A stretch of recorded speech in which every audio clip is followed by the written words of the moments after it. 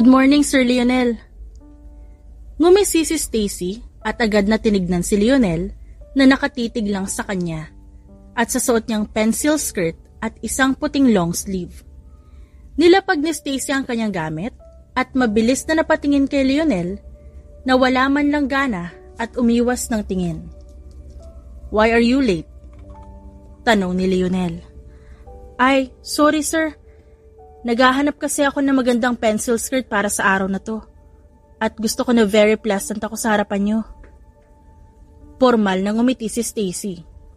Napatingin naman si Lionel sa pencil skirt ni Stacy at kitang-kita ang kulay gatas nitong hita.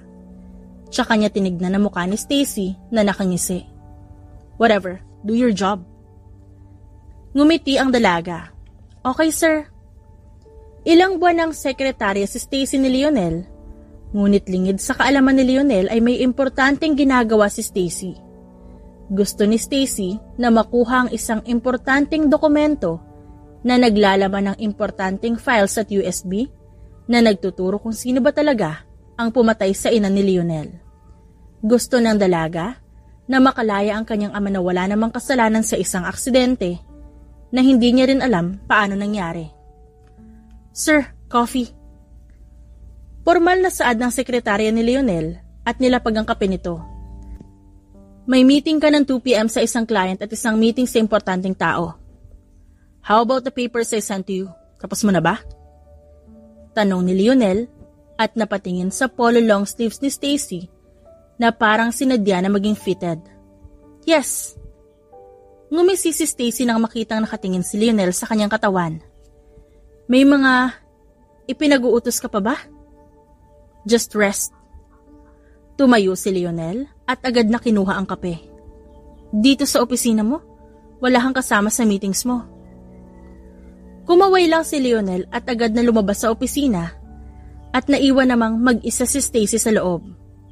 Mabilis na tumayo ang dalaga para makasiguro na wala na nga talaga si Lionel at nang makitang wala na ay agad niyang sinarado ang pinto at mabilis na tinignan ang buong opisina ng binata. Ang alam ko nandito lang yan eh. Mabilis siyang nag-umpisa sa mga drawers at maliit na file rack at agad na inisa-isa ang mga papel at mabilis na binasa ang mga yon at tungkol lang naman ang lahat ng yon sa sales ng kumpanya at sa mga hindi naman importanteng papel ni Lionel. Huminga ng malalim ang dalaga at agad na binuksan ng isang drawer at nakita ang isa pang cellphone at isang libro.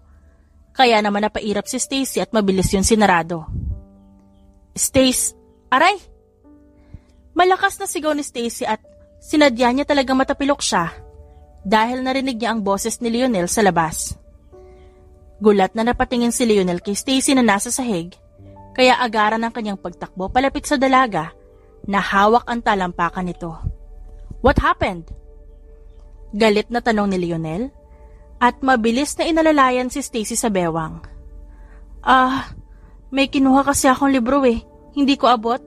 Sinubukan kong pumatong dito sa upuan mo pero, ayun, nahulog ako. Pagsisinungaling niya. What? Hindi makapaniwala na tanong ni Lionel. Tumayo ang binata at mabilis na kumuha ng ice pack at agad na umupo sa harapan ni Stacy. Hindi alam ni Stacy ang mararamdaman niya ngunit kailangan niyang magpanggap para hindi siya mahalata ni Lionel. Umismid si Stacy at napatingin kay Lionel nang dahan-dahan itong dinampian ng talampakan niya. Pwede kang humingi ng assistance sa mga tao sa labas kung gusto mo naman pala magbasa ng libro. Kalmadong saad ng binata. Kaya ko naman. Sagot ni Stacy. Alam kong kaya mo pero kapag kailangan mo ng tulong pwede mong tawagin ng mga tao sa labas. Huminga ng malalim ang dalaga at mabilis na iniwas ang kanyang paa at binawi ang ice pack na hawak ni Lionel.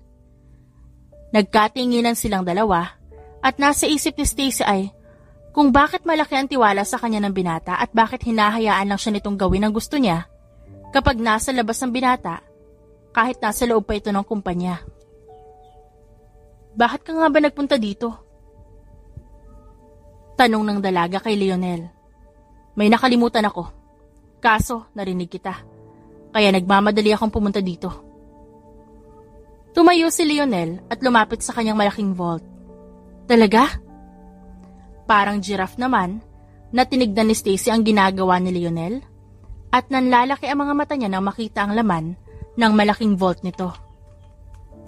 Huminga ng malalim si Lionel at agad na isinarado ang vault kaya mabilis na nag-iwas ng tingin sa vault at nagpanggap na masakit ulit ang paa si Stacy. Tinitigan ni Lionel ang dalaga pababa sa paa nito at ipinagsawalang bahala na lang ang naiisip niya at saka lumapit kay Stacy na nakatingin sa kanyang paa.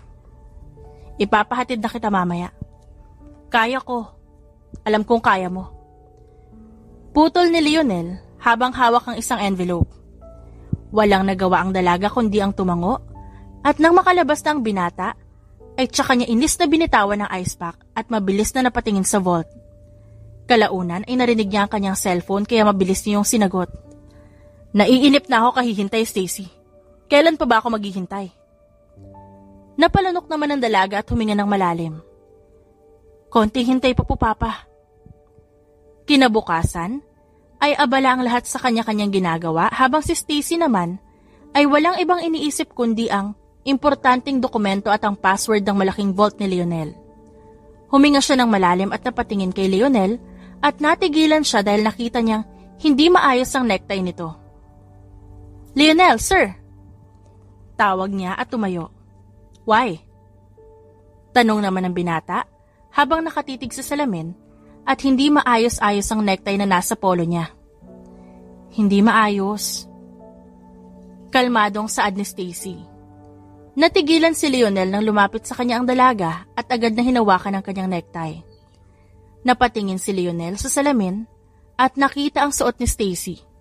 Isa na namang pulang pencil skirt, ang suot nito nakita ang kutis gatas at ang polo nito ay sakto lamang sa hugis ng kanyang katawan. Napalunok ang binata at napaiwas ng tingin nang humiwalay sa kanya si Stacy. Okay na.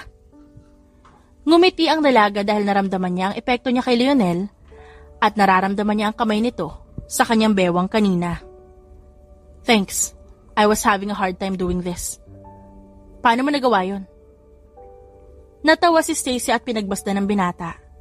Nakikita ko lang sa mga palabas kaya ginawa ko sa'yo. Tsaka diba, madalas ako naman ang namimili ng necktie mo. Kaya, bakit hindi mo pinapaayos sa akin? Hindi sumagot si Lionel, kaya ngumiti na lang si Stacy at kinuha ang jacket ng binata. Isinuot niya yun na para bang komportable sila sa isa't isa. Kailangan lang naman ni Stacy ang dokumento at iiwan niya si Lionel kagaya ng plano nila ng kanyang ama na hanggang ngayon ay nasa kulungan. From this day, ako na mag-aayos ng necktie mo. Para naman hindi ka masanay na magulo yung necktie mo. Ngumiti lang si Lionel at lumapit kay Stacy na hindi man lang kumurap o natakot sa kanya. I'm hoping for that. Sa araw na yon ay sinamahan lang ni Stacy si Lionel sa mga meetings dahil kailangan ng magaling na engineer sa isang lugar. Habang nasa kalagitnaan ng meeting ay hindi inaasahan ni Stacy ang pagtawag ng kanyang ama kaya naman dali-dali siyang lumabas at pumunta sa banyo para sagutin ito. Hello pa. Mahinang tawag niya. Ano nang balita? Hindi ko pa rin mahanap ang ebidensya na wala kang kinalaman sa pagpatay ng lola ni Lionel. Hindi pa rin ako makaharap ng tamang tiyempo. Ngunit nararamdaman ko na nakatago ang dokumento na yun sa vault niya. Seryosong sabi ni Stacy. Mas lalong tumatagal ang misyon mo, Stacy. At habang tumatagal, nawawala na ako sa katinuan. Ano ba kasi ang iba mong pinagagagawa? Napapikit si Stacy sa iritasyon. Ginagawa ko lahat ng utos mo. At lahat ng gusto mo, kaya pwede pa, Papa? Pwede po ba bigyan mo pa ako ng tamang oras at tiyempo? Hindi madaling kalabanin si Lionel. Ano silbi ng ganda at utak mo, Stacy? Inis na sagot ng kanyang ama. Ang mga kalalakihan na kagaya ni Lionel ay mahina sa babae at magagawa yon kung lalagyan mo ng konting spark sa pagitan yung dalawa. Last chance, Stacy. Bumuntong hininga si Stacy at napatingin sa salamin. Ang kanyang mga mata ay almond, hugis puso na muka, matangos at maliit na ilong, at hugis pana na labi. Paano niya magagawang akitin si Lionel? Natawa na lang si Stacy at gumawa ng panibagong plano para sa susunod niyang hakbang.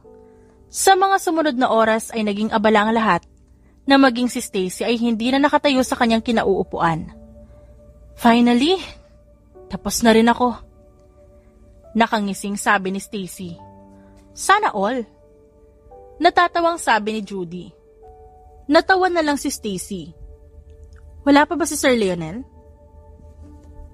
Kanina pa siya wala at nakakapagtaka na gabi na pero wala pa rin siya sa opisina niya.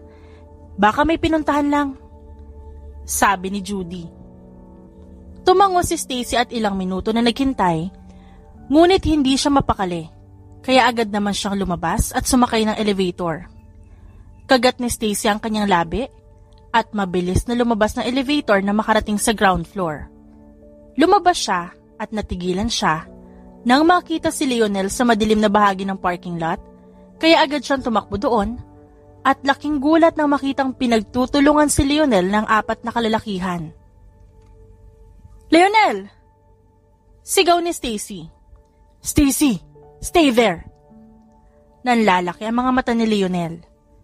Hindi na napigilan pa ni Stacy at agad na tinakbo ang distansya nila at mabilis na sumipas sa ere dahilan para matamaan ang kalaban. Umikot si Stacy at agad na sinuntok ang nguso ng isang lalaki at agad na hinagis ang isa pang balak na tumayo sa kotse malapit sa kanilang dalawa.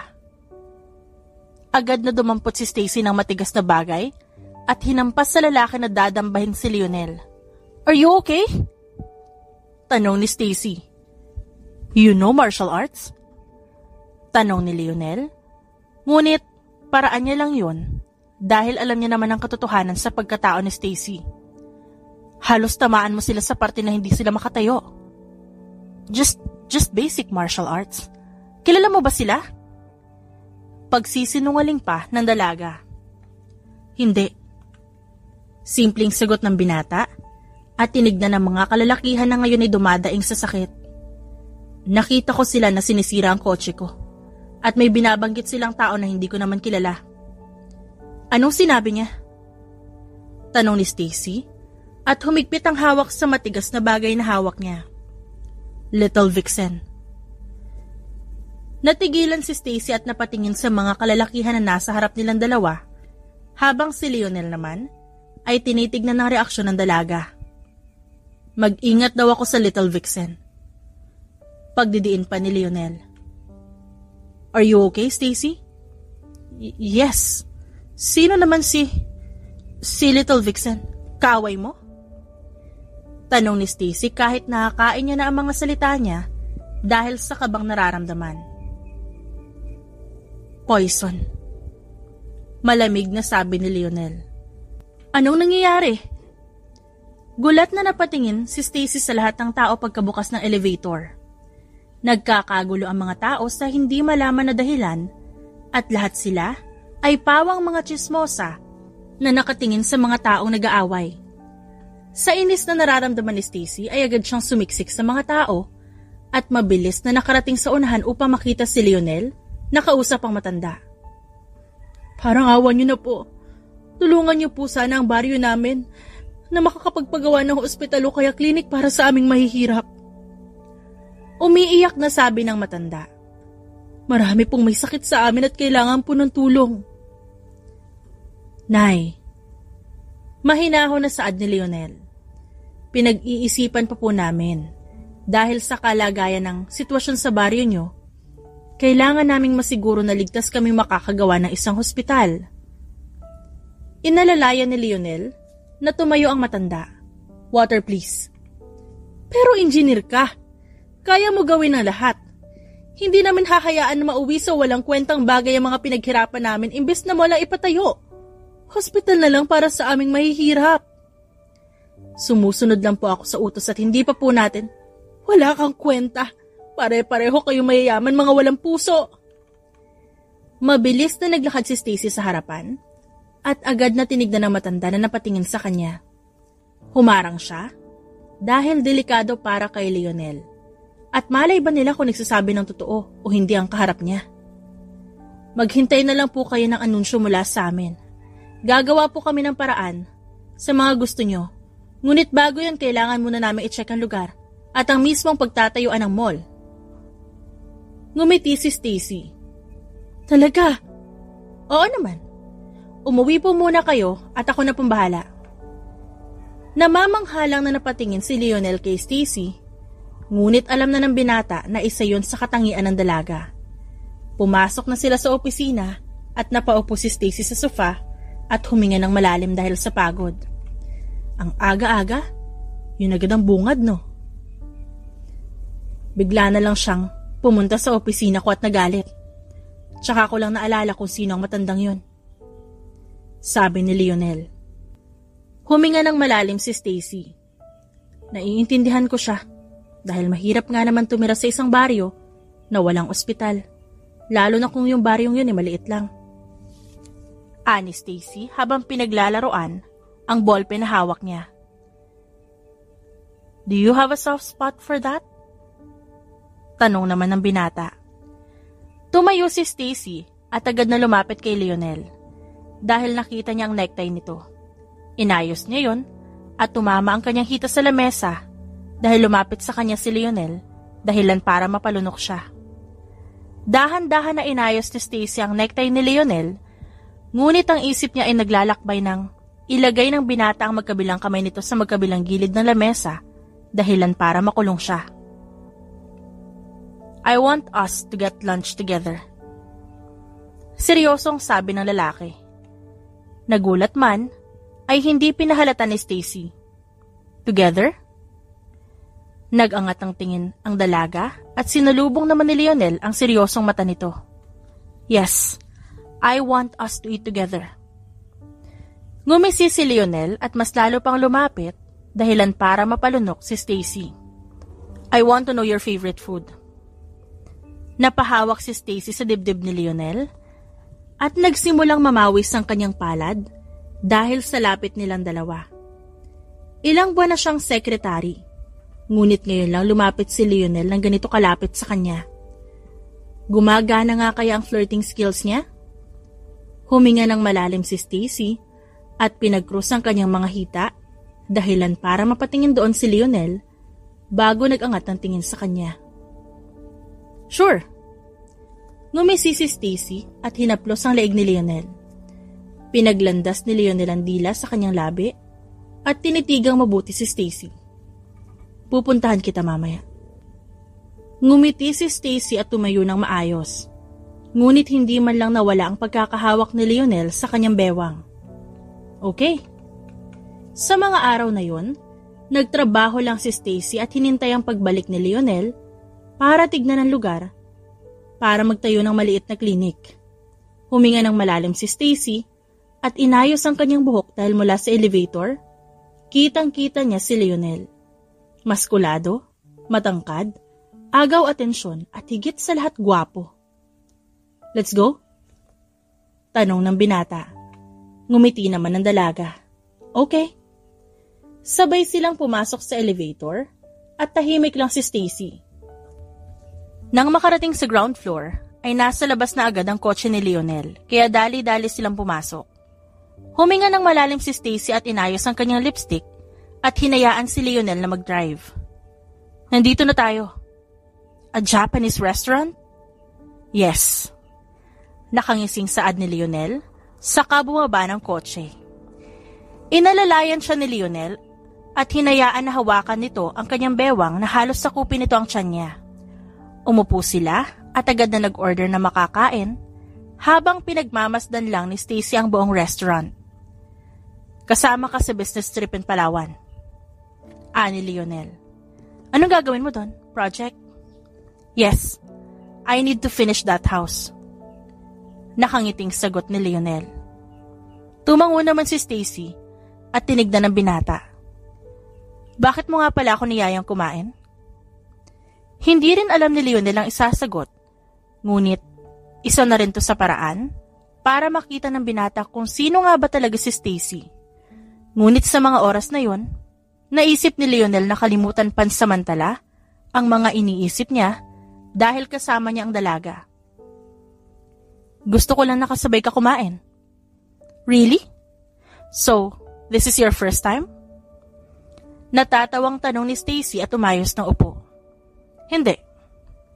Simpleng sagot ni Lionel at nanatiling kalmado. ang tingin niya sa dalaga. Pero ito ang unang pagkakataon na magdadala ako ng babae sa isang restaurant.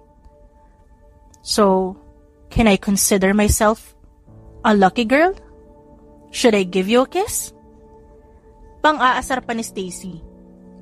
Natawa naman si Lionel at tinagilid ang ulo para pagmasdan si Stacy. Not here, maybe in my car. Pagsakay naman ng lalaki sa sinabi ni Stacy. Ilang araw ang nakalipas ay naisip ni Stacy na baka nga pinaglalaroan lang siya ni Lionel o kung nahahalata na nga ba siya nito. Ang tanging gusto lang ni Stacy ay makaalis na at makasama ang kanyang ama. Ngunit ito na at ang pinakamahirap na gawin dahil kahit kailan, palagi siyang naiisahan ni Lionel. Ni minsan, ay hindi niya alam kung paano kumbinsihin ang binata na walang kasalanan ng kanyang ama. 1 queen-size bed, is that okay? Tanong ni Lionel nang nasa harapan na sila na isang hotel room. Pwede naman. Hindi ako maselan, Lionel. Gusto mo tabi pa tayo? Malaki na ang kama para sa ating dalawa. Alright. Mas gusto ko nga na tabi tayo eh. Mahinang sabi ni Lionel at agad na binuksan ang pinto ng room nila. Naghanda sila ng araw na yon. At hindi makakalimutan ni Stacy ang mga bikini niya na dinala niya para sa dagat. Ang Palawan ang gustong puntahan ni Stacy nung bata pa siya. Ngunit wala siyang oras para doon kaya naman ngayong makikita niya na ang dagat dito, na-e-excite ang batang Stacy na nasa loob niya. I have meetings today. Pwede mong gawin lahat ng gusto mo. Sabi ni Lionel na nakabihis na isang maong na short at isang polo t-shirt. Okay, magsiswimming lang naman. Bikinis? Tanong ni Lionel na makita ang kama na may lamang ilang pares ng bikini ni Stacy. Yes, hindi ako magtatagal sa trabaho at aasikasuhin ko lang naman ang schedules mo. So, I can swim, right? Yes. Napatingin si Lionel sa pulang bikini na nasa kamay ni Stacy. I like that. Ngumisi lang si Stacy at ilang oras ang nakalipas ay pumunta siya sa dagat nang makita na maayos na ang mga gawain niya. Napangiti si Stacy dahil napakaganda ng dagat at ito ang gusto niya para makapag-isip siya ng tama. Aaminin niya na may mga pagkakataon na nadadala siya sa bugso ng damdamin niya. Ngunit kailangan niya maging distant at cold kay Lionel. This is so relaxing. Nakangiting sabi ni Stacy. Bumuntong hininga siya at napatingin sa hindi kalayuan. At napasinghap siya nang makita si Lionel na nakahalokip-kip at matamang nakatingin sa kanya. Hindi alam ni Stacy kung bakit bumilis ang tibok ng puso niya at sa hindi malamang dahilan ay kinabahan siya. Kaya naman, mabilis ang paghinga ni Stacy at agad na nag-swimming pabalik kung nasan si Lionel na seryosong nakatingin sa kanya. Hey, tapos ka na? Ibinalot agad ni Lionel ang towel sa katawan ni Stacy dahil hindi niya gusto ang tingin ng mga lalaki. Hindi ko tinapos. I just watch you here. Huh? Pinanood mo ko? Gulat na tanong ng dalaga at umupo sa sun lounger at nagulat pa na may juice doon. Yes, I was watching dudes who's looking at you. Saad ni Lionel at nagkibit balikat. Tinignan naman ni Stacy ang tinutukoy ni Lionel at napangiwi nang makitang nakatingin nga silang lahat sa kanya. Agaw pansin kasi ang pulang bikini ni Stacy at siguro nakita ng mga ito ang butterfly tattoo sa pisngi ng kanyang puwet. Tinignan naman ni Stacy ang nakasimangot na si Lionel. What's your plan today? Go to the bar? Kasama ka. I heard may bar sila dito at may live band na magaganap. Nakangising sabi ng binata. Talaga? Nakangiting tanong naman ni Stacy. Dapat ko na bang hulaan na hindi ito business trip? Na more on bonding natin dalawa? 50%. Natawa si Lionel at uminom ng juice. Dumating ang gabi at nagpunta nga sila ng bar. Hindi akalain ni Stacy na wala pang madaling araw ay napakaingay na ng mga tao.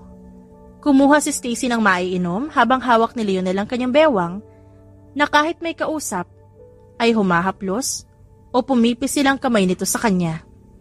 He was wearing a sleeveless muscle tee at sweat shorts while she was wearing a twisted bandeau and a tie-side bottom bikini. This is amazing. Natatawang sabi ni Stacy habang umiinom. Yeah? Ngumisi si Lionel habang nakaupo sila sa sofa. May-ari ng bar na to ang pamangkin ko. She likes bar so much. She's a business-minded. Alam niya paano makukuha ang tao. Ngumisi si Stacy at inayos ang kanyang umaalo na blonde hair. Napatingin si Lionel sa bikini ni Stacy at kitang-kita ang hugis ng katawan nito, maging ang tuktok ng dibdib. Huminga ng malalim si Lionel at hinawakan ang hita ni Stacy na para bang pag-aari niya ito at walang pwedeng umagaw kahit pa alam ni Lionel ang balak nito sa kanya. Habang si Stacy naman ay pansamantalang kinalimutan ng kanyang misyon dahil ito ang araw na gusto niyang maging malaya. Wow! May veranda din? Natawa si Stacy habang pinagmamasdan ng dagat mula sa veranda kung nasan sila.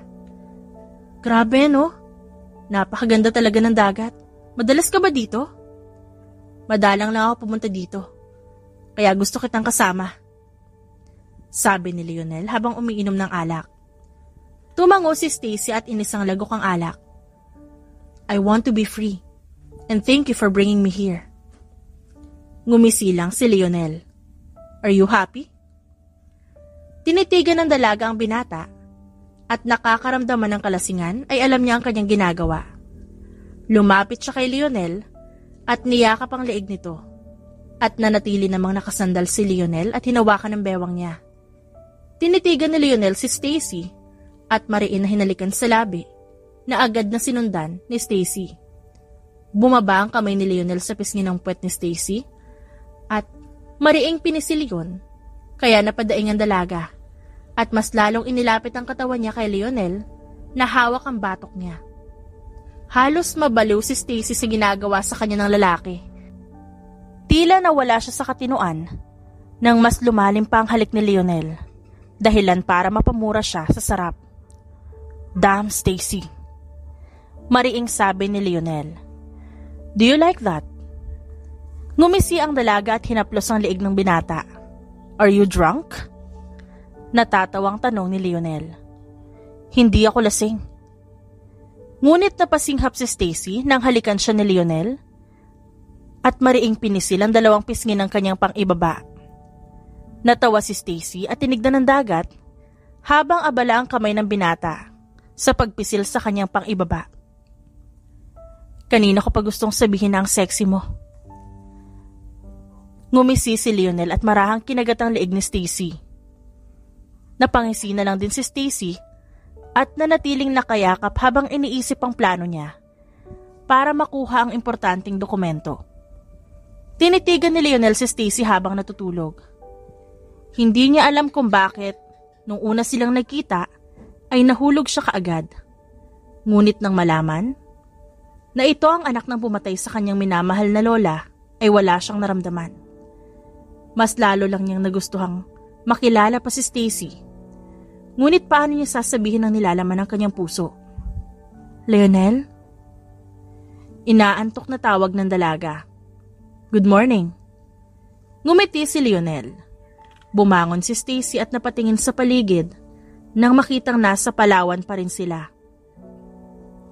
Huminga ng malalim si Stacy at tinignan si Lionel na nakatitig sa kanya habang nakaupo sa sofa na kinuha pa ata nito sa kung saan. Kanina ka pagising? Inayos ni Lionel ang buhok ni Stacy. Yep, I ordered food. Ngumiti si Stacy dahil kagabi ay hindi niya alam ang ginagawa nila. Ngunit alam niyang walang nangyari sa kanilang dalawa. Tumayo ang dalaga at sabay silang kumain habang pinag-uusapan ang trabaho ni Lionel. Nagiging magaan ang loob ni Stacy kapag kasama niya ang binata at nakakalimutan niya na ang misyon niya para sa kanyang ama. Komportable at masaya siya kapag kasama si Lionel. At pakiramdam ni Stacy ay may namumuong kung ano sa kanyang puso na hindi niya masabi. Patapos na ang bahay at konting check na lang para makasiguro na maayos na ang lahat. Pinapacheck ko na rin ang lupa sa maliit na baryo at pwede na kami magtayo ng maliit na klinik para sa kanilang lahat. Kalmadong sabi ni Lionel. Mabuti naman kung ganon. Ngumisi si Stacy at hindi maiwasan na mag-curious sa lola ni Lionel. Kamusta pala yung kaso ng lola mo? Natigilan si Lionel ngunit agad din namang sumagot. Hanggang ngayon, buhay pa rin ang kaso at ginagawa namin lahat ng kaya namin para mahanap ang tunay na salarin sa pagkamatay ni Lola. Salarin? Tanong ni Stacy. At ubod ng pagtataka ang kanyang mga mata. Nalaman namin na may iba pang kasabot ang suspect sa pagpatay sa lola ko. Kaya naman gusto naming mahanap yon. Naisip namin kung kikilos kami ay mabilis naming mahanap ang isa pang salarin. Paliwanag ni Lionel. Why did you ask? Wala naman. Umiwas ng tingin si Stacy. Gusto ko lang din malaman kung maayos bang lagay mo at kung anong nararamdaman mo ngayon. Ngumiti si Lionel at uminom ng kape. I'm fine. Wala naman ako magagawa. At hindi ko rin naman kayang bumuhay ng patay. I already accepted the fact that my lola is gone. Ngunit sila mama lang naman ang inaalala ko. Natahimik si Stacy at napaisip sa sinabi ni Lionel. Dahil kung ganun, nasabit lang ang kanyang ama at may tunay pang salarin. Nangunot ang noo ni Stacy sa labis na pagtataka dahil sa impormasyon na kanyang nalaman. Tara? Tanong ni Lionel. Huh? Anong gagawin natin ngayon? Palawan has lots of activities. At para rin hindi masayang ang pagpunta natin dito, ngumisi si Lionel. Unless you want us to make out now. Natawa si Stacy at hinawakan ang pisngi ni Lionel at hinalikan ng labi nito. As much as I want to make out with you, I want to go there. Napailing ang binata at napatitig sa kanya. Then, we will make out there.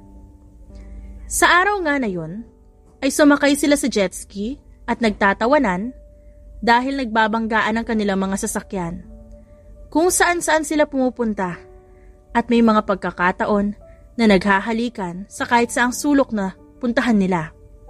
Inayos ni Stacy ang kanyang bra at tinulak ni Lionel na nakakagat ngayon ng labi. So, what are we? Tanong ni Stacy. I don't know. I'm just enjoying every moment with you. Tell me, gusto mo ba ako?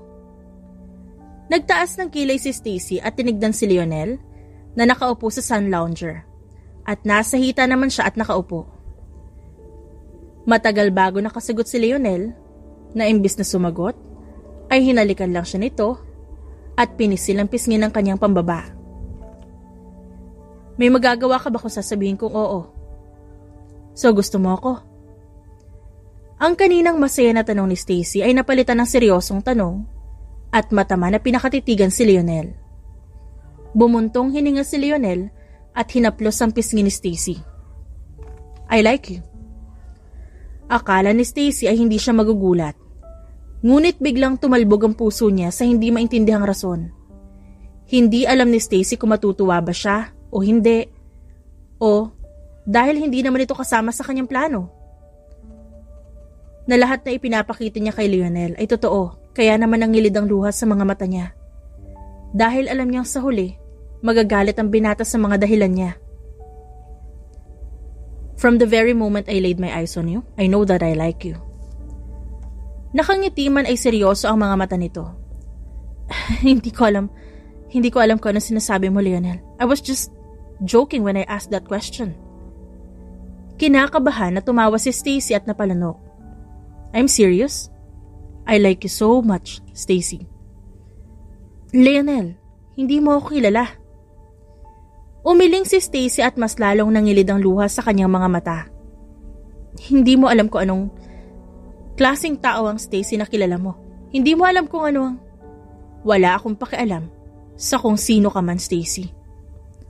Seryosong sabi ni Lionel at hinawakan ang magkabilang pisngi ni Stacy. I don't really care, Stacy. Ang mahalaga sa akin ay ikaw. Ang araw na ito. At ang pinagsamahan natin ngayon. Pero Lionel, napasinghap si Stacy dahil hindi niya masabi ang mga gusto niyang sabihin sa harap nito. Na gusto niyang sabihin ang mga nalalaman niya at ang pakiramdam na guilty siya sa isang bagay na nagawa niya. I'm sorry.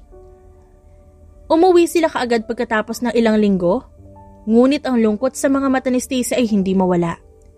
Pagkatapos nila sa Palawan, ay iniiwasan ni Stacy si Leonel, dahilan para hindi magtagpo ang landas nilang dalawa. At ang oras para sa pagkikita nila. Alam ni Stacy ang ginagawa niya, ngunit natatakot siya sa katotohanan na baka kapag hindi siya tumigil, ay katapusan na niya at ang nararamdaman niya. Galit na naman si Sir Leonel. Sabi ni Anne. Mali na naman ang blueprint na binigay sa kanya kaya pinaulit niya. Hindi nagsalita si Stacy dahil alam niya na dahil sa kanya kaya mainit ang ulo ng binata. Ikaw ba naman pagkatapos ni Leonel mag-confess bigla kang umiwas? Sinong hindi magagalit dun? Iniisip lang ni Stacy ang magiging buhay niya kung sakali man na malaman ni Leonel ang plano niya. Dadalhan ko na lang ng kape. Mahinahon na saad ni Stacy. Mabuti pa nga. Baka sakaling kumalma ang Leon. Kalmadong nagtimpla si Stacy ng kape at habang nagtitimpla siya, ay naisip niya ang kanyang ama na nasa kulungan at naghihintay. Naisip niya na kung magiging selfish siya, paano ang kanyang pamilya? Hindi na alam ni Stacy ang gagawin at naiipit na siya sa sitwasyon na wala siyang alam. Sir, she's with me. Alam ko ang mga plano niya at wala akong pakialam doon. Ang mahalaga sa akin ay si Stacy at ang mahalaga sa akin ay ang pamilya ko. Kaya kung sa tingin niya maiisahan niya ako, hindi. Malamig na sabi ni Leonel sa kanyang ama. Natigilan si Stacy sa narinig dahil ibig sabihin lang nun, alam na ni Leonel ang kanyang mga plano. Mabilis na nanginig ang kanyang mga kamay, ngunit pinilit niyang hawakan ang baso ng kapinahawak niya. Hindi siya makapaniwala sa kanyang naririnig dahil usapan yun ni Leonel at ang ama nito. Dad, I don't really care. Ang mahalaga sa akin ngayon si Stacy. At ang sala rin sa kung bakit namatay si Lola. Hindi naman ako titigil hanggat hindi napaparusahan ng mga tao sa kulungan. Hindi na kinaya pa ni Stacy. At mabilis siyang tumakbo paalis doon. Nanginginig ang kanyang katawan sa labis na kaba at takot. Hindi niya alam na magagawang malaman ni Leonel ang lahat ng plano niya habang hawak ang importanteng dokumento. Hinihingal siyang sumandal sa pader at kinuha ang kanyang cellphone. Ano ng balita, Stacy? Tanong ng kanyang ama. Siguraduhin mo na magandang balita. He knows I'm plotting something against him. Alam niya. Nanginginig ang boses ni Stacy. Ano? Napasigaw ang ama ni Stacy sa gulat. Napasinghap naman si Stacy. Alam ni Leonel na may alam ako sa dokumento at alam niya na anak mo ko. Paano gagawin natin? Hindi natin pwedeng hayaan na makulong ka na lang dyan. My goodness, Stacy. Bakit hindi ka nag-iingat? Ano bang gusto mo mangyari ha? Mabulok na lang ako dito? Natigilan si Stacy nang may biglang humawak sa kanyang cellphone. At mas lalo siyang nagulat na makita si Leonel lang nasa harapan niya. Nanlalaki ang kanyang mga mata nang patayin nito ang tawag at malamig na tinignan siya. Leonel! Nanginig ang boses niyang muli. Ikaw ang anak ng suspect. I'm sorry. Nangilid ang luha sa kanyang mga mata. Ito ba ang hinahanap mo? Tinaas ni Leonel ang brown envelope na naglalaman ng ebidensya ng pagkamatay ng kanyang lola at ang mga larawan ng suspect. Anong kailangan mo sa ebidensya na meron ako? Napatingin doon si Stacy at yun ang matagal niya nang hinahanap at sa pamamagitan nun, pwede niyang tanggalin ang pangalan ng kanyang ama at baliktarin ang kwento para makalaya ang kanyang ama. Napalunok si Stacy dahil booking na siya ngayon. Ngunit hindi niya alam kung bakit siya nasasaktan. Anong kailangan mo sa mga ebidensya na nagtuturo sa kriminal? Tanong ni Leonel. Gusto ko mapalaya ang papa ko. Walang kasalanan ng papa ko dahil nasabit lang siya sa kriminal na pumatay sa lola mo. At naniniwala ka dun? Ngumisi si Leonel. Gusto niyang paglaruan si Stacy. Ngunit kailangan niya ring maging kalmado. Walang kasalanan ng papa ko sa lahat ng binibintang mo. At kung iniisip mong against ako sa plano mo, oo. Tumaas ang boses ni Stacy. Pinlano ko na lapitan ka dahil gusto ko makuha ang ebidensya na magtuturo kung sino ang kriminal. Plano ko mapalapit sa'yo dahil alam ko matutulungan mo ko. Nagtagis ang panga ni Lionel. Ngunit gusto niyang matawa dahil sa pag-iyak ni Stacy sa harap niya. Bilib siya sa katapangan nito at husay bilang espiya sa kanyang opisina. Sa tingin mo ba tama ang ginagawa mo? Kapag nakuha mo to at nalaman mo ang totoo, may magbabago ba? Gusto mo ba makulong kasama ng ama mo? Nagtagis ang panga ni Lionel. Wala akong pakialam, Lionel. Ang gusto ko lang ay makasama ang ama ko na kaya kong gawin lahat para sa kanya. Matapang na sabi ni Stacy. Our Palawan days. Hindi rin ba totoo yun?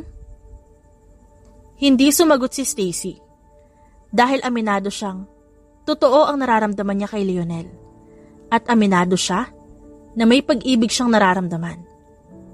Huminga siya ng malalim at nanatiling tikaw ang bibig, ngunit napalunok siya dahil lumapit ang binata sa kanya, dahilan para mapasandal siya sa pader. You know what's funny? Mahinang tanong ni Lionel. Lumayo ka sa akin. Tinapat ni Lionel ang kanyang bibig sa tenga ng dalaga at ngumisi, dahilan para mangatog ang tuhod ni Stacy. I don't care and I don't believe everything written in these papers. And what's more funny? Hinalikan ni Lionel ang leeg ni Stacy. I don't really care about what you did. Natigilan naman ang dalaga at agresibong tinignan si Lionel na mukhang natatawa pa dahil sa nangyayari sa kanilang dalawa. Hindi niya yun maintindihan. Hinayaan kitang gawin ang lahat ng gusto mo sa opisina ko para lang mahanap ang walang kwentang ebidensya na to. Seryosong sabi ni Lionel. Hindi kita maintindihan. Naguguluhang saad ng dalaga. Ngumiti si Lionel sa kanya. Walang kwenta ang mga ebidensya na to, Stacy. It's just a props para malaman ko kung ano ba talaga ang pakay ng nag-iisang tagapagmana na si Stacy Montalban. O baka naman, linisin ang sariling kalat ng kanyang ama. Magmula ng araw na nalaman ni Lionel na isa siyang espiya sa kanyang opisina, ay nagkulong si Stacy sa kanyang condo unit. Hindi siya lumabas at hindi niya rin sinasagot ang tawag ng kanyang ama. Natatakot siya sa mga pwedeng gawin nito sa kanya at naramdaman niya ang kaba sa tuwing naaalala niyang pwede siyang makulong. Anong ginagawa mo dito? Tanong ni Stacy kay Lionel. Kumain ka na at nagluto ako. Sagot ni Lionel habang nagbabasa ng magazine sa sala ng unit ni Stacy. Akala ko ba busy ka? Hindi ka ba galit sa akin na naging espiya ako ng tatay ko sa kumpanya mo? Hindi sumagot si Lionel, kaya napabuntong hininga si Stacy dahil naguguluhan siya sa mga kinikilos ng binata. Hindi niya alam kung anong tumatakbo sa isip nito at kung ano bang plano nito, kaya wala siyang magawa kundi hayaan si Lionel at ang mga gusto nito dahil may kasalanan din siya. Katatapos na ng meetings namin, pumunta ako dito para makasiguro na walang nanggugulo sa'yo na masamang tao. Bakit mo ba ginagawa ito, Lionel? Ano pa bang gusto mo sa akin? Umamin na ako sa'yo, diba? Dapat magalit ka, diba? Tumaas ang tono ng boses ni Stacy. Hindi ba dapat kamuhian mo kung naanak ako ng isang kriminal? I have my reasons to stay, Stacy. You wanna know why? Hindi ko maintindihan eh. Binitiwan ni Lionel ang kanyang magazine at hinarap ang dalaga. Dahil gusto kita at kaya kong gawin lahat para sa'yo. Bumilis ang tibok ng puso ni Stacy at kusang napatingin kay Lionel na seryosong nakatingin sa kanya. Hindi niya lalo maintindihan, ngunit ang kiliti sa kanyang puso ay mas lalo lamang lumala na umabot na sa kanyang tiyan. Ang totoo niyan, hindi naman ako galit. Hinayaan kitang mag-explore sa opisina ko at tinanggap kita dahil kilala na kita, Stacy. At alam ko na anak ka niya, kaya naman naisip ko kung ano ang gagawin ng isang anak para sa kanyang magulang. Lagi ako nakabantay sa mga galaw mo at nahuhulaan ko ang mga nasa isip mo kaya naman hindi mahirap para sa akin na intindihin ka. Paliwanag ng binata. I have the right to stop you but I did not. Why? Dahil anak ka rin katulad ko. Ngumiti si Lionel at tumayo para yakapin si Stacy. Gusto mo bang malaman kung anong dahilan ng lahat ng to? Mas lalong nanghina si Stacy nang maramdaman niya ang munting halik sa kanyang ulo. Umupo silang dalawa sa sofa at napansin ni Stacy ang envelope na nasa tabi ni Lionel. Kaya nangunot ang kanyang noo. Hinanda niya ang sarili sa mga sasabihin nito sa kanya at sa katotohanan na gusto niyang malaman. Walang kasalanan ang ama mo sa pagpatay sa lola ko. Napasinghap agad si Stacy. Maraming sala rin sa pagpatay sa lola ko. Ngunit may isa kaming hinuhuli hanggang ngayon. Kaya namin pinakulong lahat ng kasabwat, ngunit ang ama mo, wala siyang alam sa nangyari. Ngunit siya kasi ang naabutan sa basement. At naliligo sa dugo kaya naman napagbintangan ng papa mo. We gathered evidences. I gathered all of them. At nakita ko na may isa pang tao na nasa dilim ng gabing yon. At huling taong lumabas kasunod ng ama mo. Ibig sabihin talagang nadawit lang ang papa ko? Hindi ako sigurado dahil nag-match sa kanya ang fingerprint na ginamit sa kutsilyo. At iniisip ko na baka pinaglalaroan ng ama mo. May 3 kaming suspect, ngunit ang hinahanap ko ay ang tao sa dilim at ang taong huling lumabas sa basement. Seryosong sabi ni Lionel. Ang ama mo ay kilalang kaibigan ng lola ko. Kaya naman hindi ko maisip na magagawa niya ngayon. Kahit pa masama ang ugali ng ama mo sa negosyo, malaki ang pagtitiwala ni lola sa kanya. Napaisip si Stacy. Dahil wala namang masyadong sinasabi ang kanyang ama sa kanya at wala din siyang idea. Ang pagkakaintindi niya lang na damay ang kanyang ama sa pangyayari. Ngunit bakit siya ang lubos na pinagbibintangan? Mas lalo tuloy sumakit ang kanyang ulo. Siya nga ang hinahanap namin. Sabi ni Lionel at nilapag ang isang picture na isang taong lumabas sa basement. Siya ang main suspect. Namin. Napatuloy pa rin naming hinahanap. Kahit sa CCTV hindi ma-zoom? Tanong ng dalaga. Umiling si Lionel at napabuntong hininga. Ngunit, base sa tangkad at sa buhok, alam kong babae siya.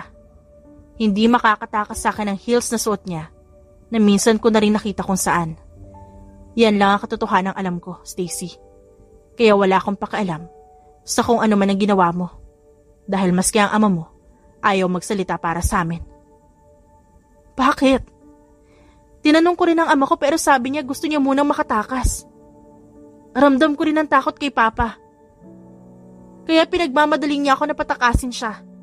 Sa tingin mo ba, may hindi magandang nangyayari sa loob ng kulungan? Nagkatinginan silang dalawa at naisip ni Stacy na puntahan ang kanyang ama bukas. Huminga ng malalim ang dalaga at agad na tinignan ng picture ng isang babae maging ang heels na suot nito. Kakausapin ko si Papa bukas.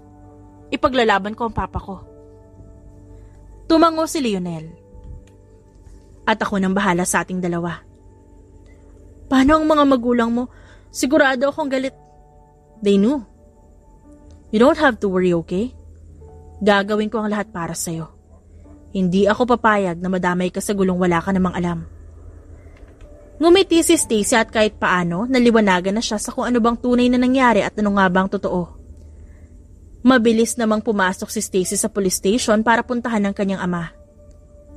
Kailangan niyang malaman lahat ng nangyayari sa kanyang ama sa kulungan. At sino nga ba talaga ang tunay na salarin sa lahat ng nangyayari? Papa! Gulat na napatingin si Stacy sa kanyang ama. Ano po nangyari sa inyo? Ba't may pasa kayo sa muka? Wala ito. Umupo si Wilbert sa upuan. Ano nangyari? Nakausap ko na si Lionel. At ang sabi niya sa akin lahat ng nangyari bago mamatay ang lola niya sa basement. Wala kang kasalanan, Papa, base sa kwento niya, pero bakit may fingerprint ka sa kutsilyo? Huminga ng malalim si Wilbert. Alam ko talagang wala akong kasalanan, Stacy. Nung gabing yun, ay kinausap ko ang lola ni Leonel dahil may gusto akong sabihin sa kanya. Dumating si Beatrice doon at nagkagulo kaya naman nakiagaw ako ng baril sa kanya. Pero hindi ko napansin yung kutsilyo sa mga kasama niya. Bumagsak din ako dahil sa tama ng bala. At hindi ko rin alam ang sumunod na nangyari pagkatapos. Lumabas lang ako. Puno na ng dugo ang damit ko. Beatrice? Tumango si Wilbert. Tita ni Leonel. Mahigpit na kaaway ng mga magulang niya at kalaban din ng lola ni Leonel. Sa tingin mo, Papa, pinaglalaroan ka lang ng Beatrice na yon? Umiling si Wilbert at tinignan si Stacy. Ang alam ko lang, si Beatrice ang naglagay sa akin dito sa kulungan. At kapag nakalaya ako, ikaw ang kakalabanin niya.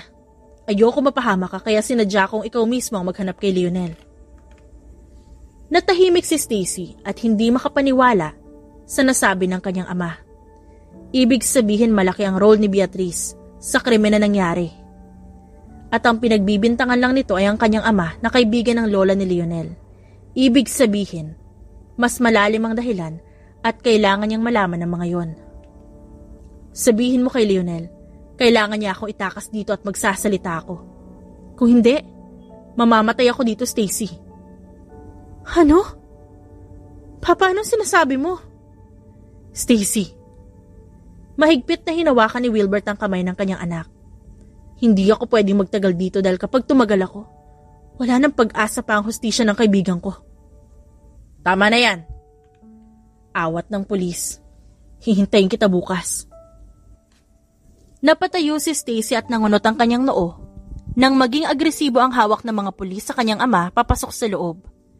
Tinignan niya ang kanyang kamay at may USB kaya mabilis niyang tinago yun at agad na umalis. Sumakay siya sa kotse at agad nagmaneho papunta sa kumpanya ni Leonel para sa USB na hawak niya. Maghintay ka lang, Papa. Nang makarating siya sa kumpanya ni Leonel, ay agad siyang bumaba ng kotse at mabilis na pumunta sa elevator. Nang makarating sa tamang floor, ay agad siyang pumunta sa opisina ni Leonel at natigilan nang makita ang isang matandang babae. Leonel! Tawag ni Stacy. Nanlaki ang mga mata ni Stacy at kusang napatingin kay Leonel. Ikaw? Oh, you're interrupting our conversation? Ang heels mo. Puna ni Stacy at agad na lumapit. What's your problem? Nangunot ang noo ni Beatrice. Hindi ako pwedeng magkamali pero yung heels mo, pamilyar. Ngumiti si Stacy. Tinignan niya si Leonel. Beatrice. Tinignan ni Leonel ang dalaga at hindi niya maintindihan ang kinikilos nito. Tinignan niya si Stacy na lumapit kay Beatrice na napaatras dahil sa takot at kaba nang mamukaan siya ng anak ni Wilbert. Ikaw ang dahilan kung ba't nakulong ang papa ko. Ikaw ang dahilan kung bakit nasa kulungan si Papa at nagdurusa sa hindi niya naman kasalanan. Anong sinasabi mo? Tanong ni Beatrice. Ngumiti si Stacy.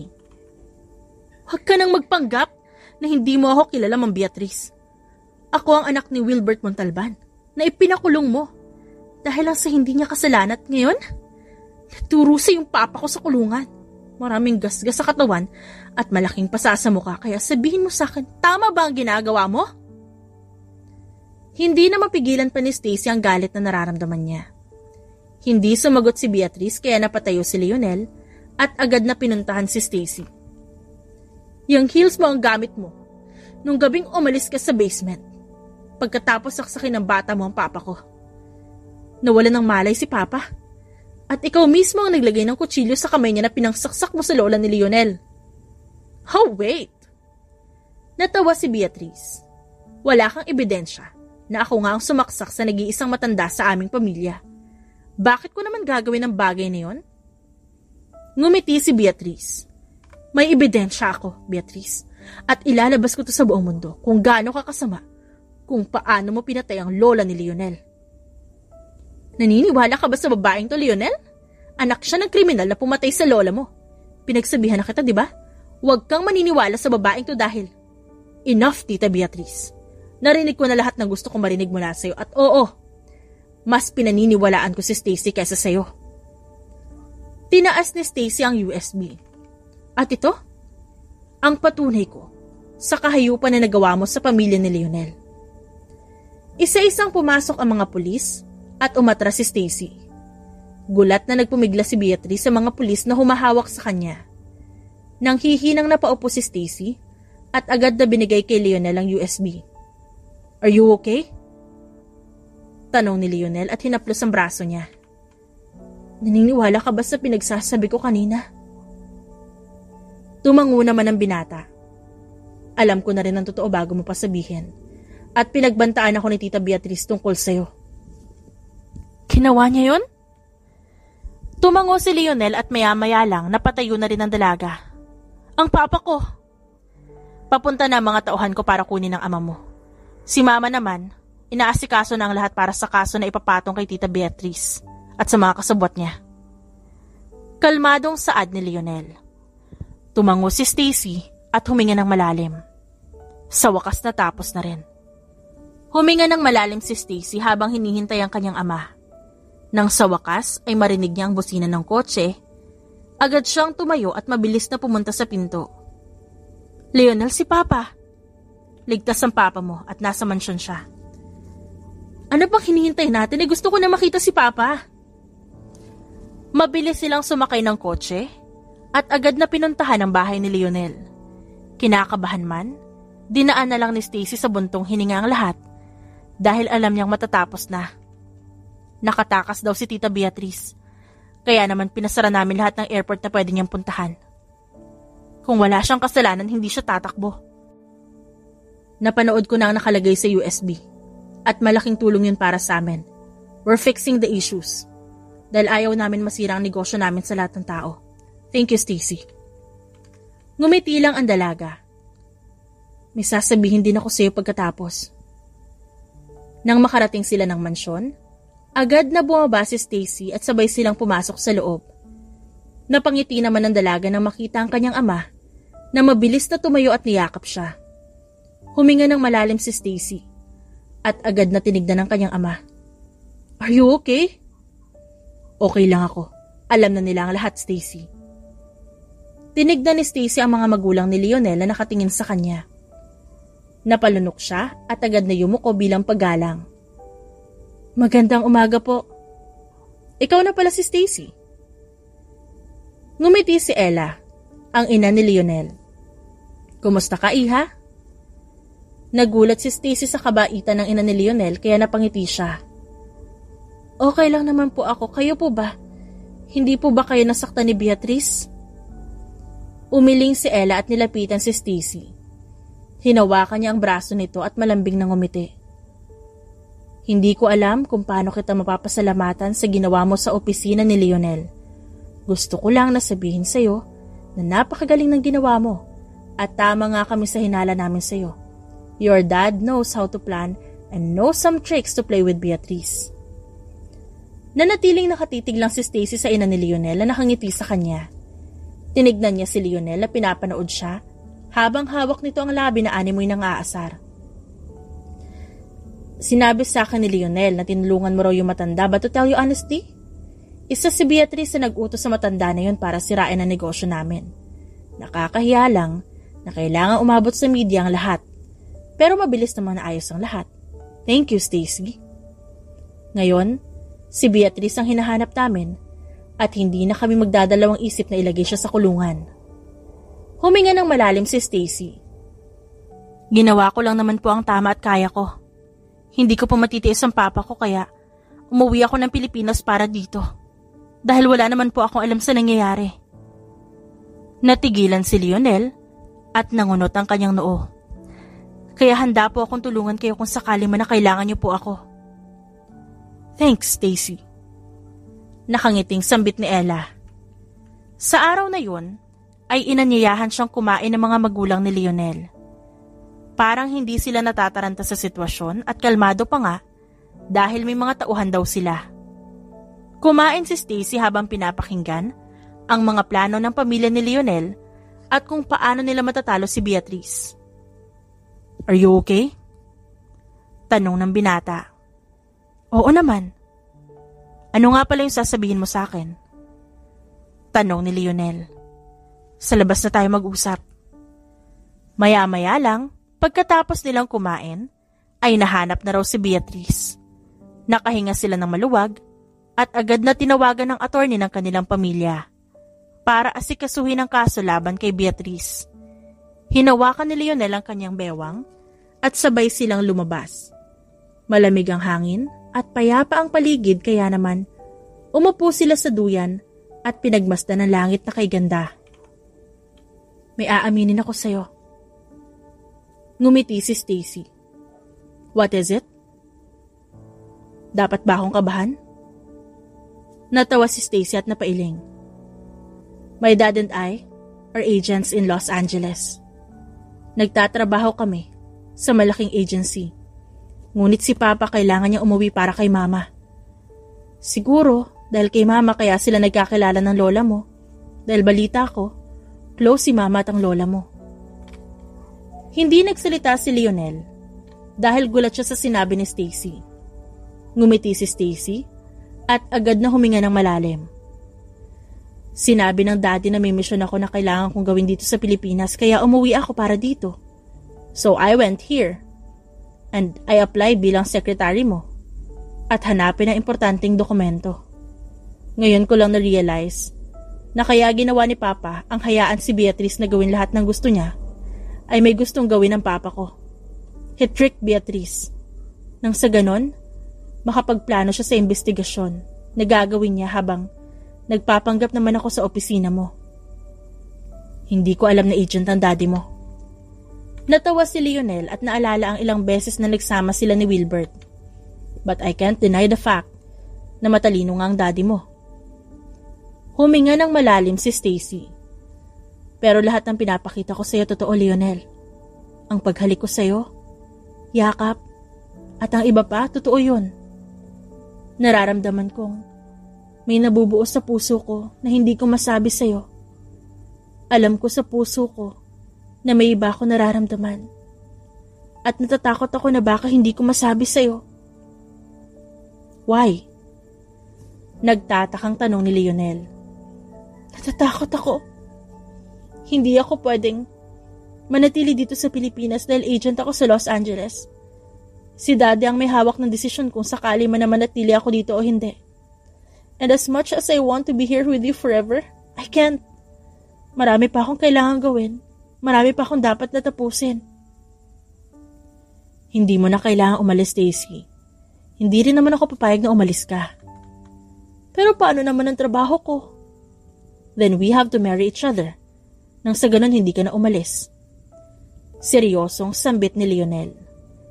Nanlaki ang mga mata ni Stacy at napalingon sa binata na seryosong nakatingin sa kanya.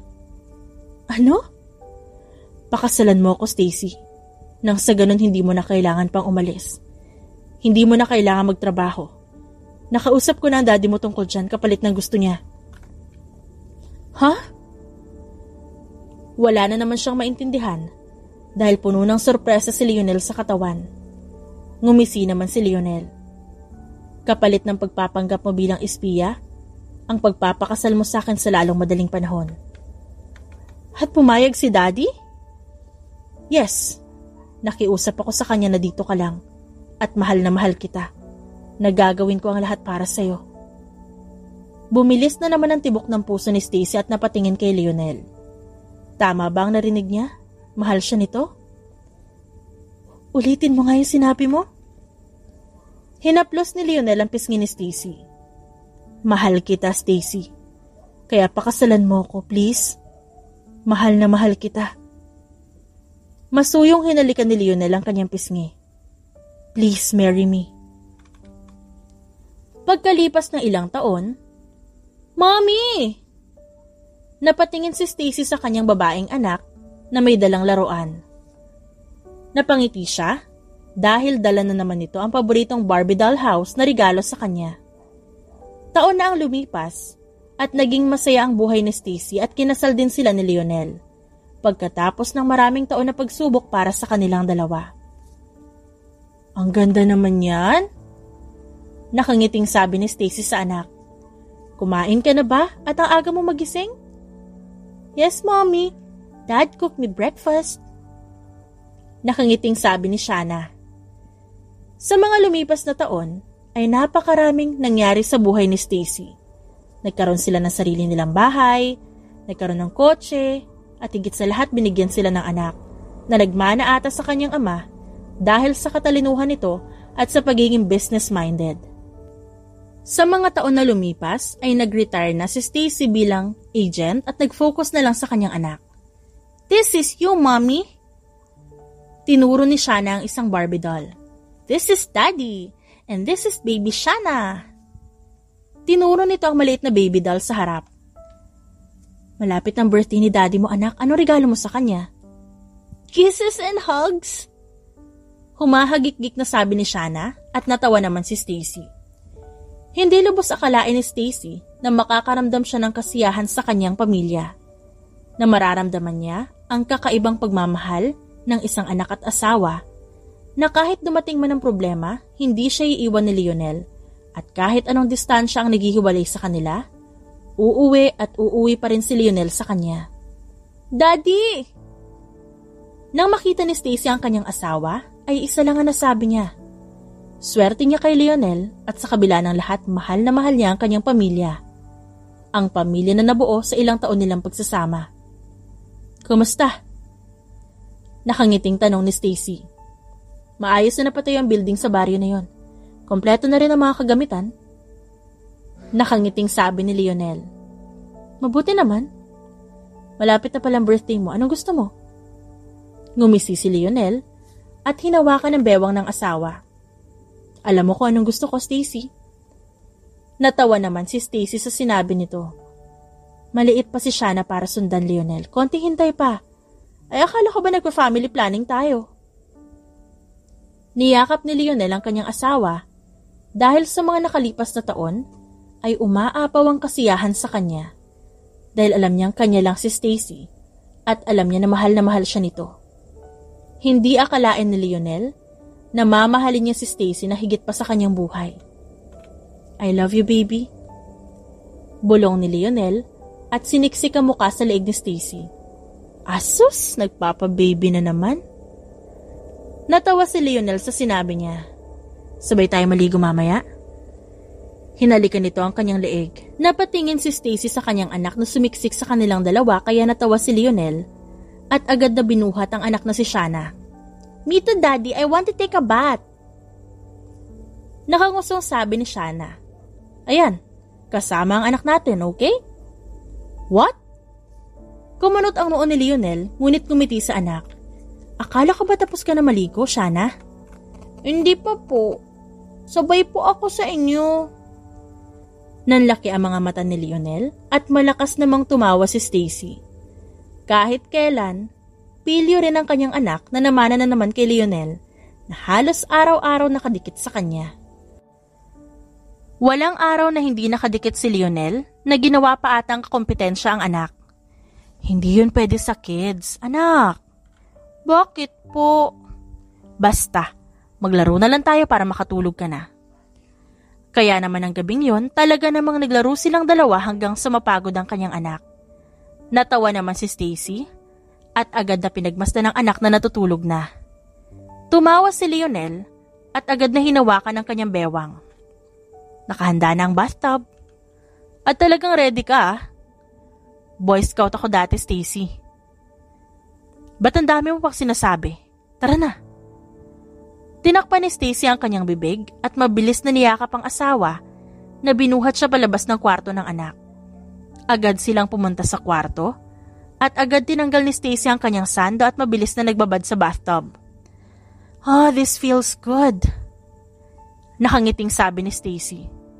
Yes, it is. Ani Lionel habang hinahalikan ng kanyang batok. I love you.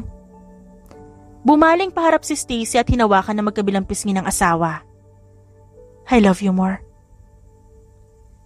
Hinalikan ni Lionel si Stacy na napangiti at sa gabing yon ay pinlano nilang bumuo ng isang lalaking anak.